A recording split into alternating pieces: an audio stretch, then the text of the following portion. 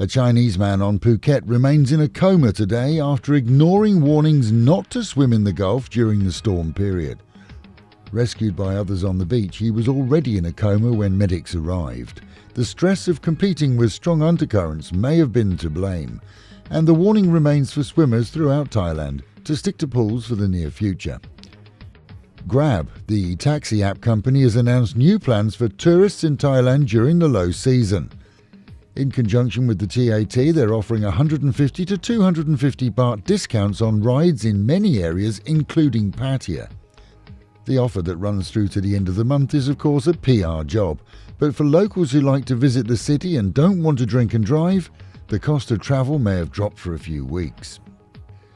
Meanwhile, at home and in Pattaya, a Chonburi kindergarten teacher has been fired for negligence following claims that a 4-year-old student was molested and violated by 3 teenage pupils from the same state school.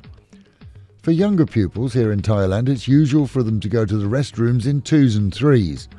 Quite why the teacher allowed the girl to go alone is unknown. The alleged attackers include 2 who were in state special care and would normally be under supervision too. The girl's mother reported the crime to police after consulting with the Pavina Hongsakul Foundation, which assists women and children in situations of violence. Since the date of the alleged attack, the school has installed CCTV. A gross of Chinese were taken away by Pattaya police this week. The 20 boiler room workers here illegally were working out of 2 addresses, selling bogus investments and running a fake online gambling site.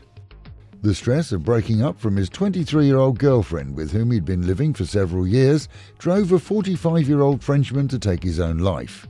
Well, that's the initial findings, after the man who'd been sleeping on the sofa in his own home for a while as his girlfriend slept in the bed, disappeared, only to be found hanging outside. His embassy has been informed.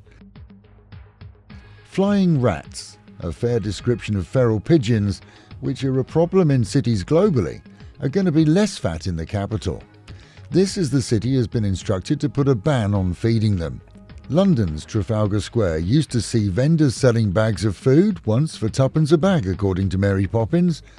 Here the phenomenon of feeding them has seen populations grow, but buildings and homes doused in their byproduct. And with the Met Office promising higher temperatures than recently, 31 dropping down to 28, and an overcast day, that is the local and national news from Fabulous 103 FM. Keeping you in touch with Thailand and of course Pattaya, the city of fun.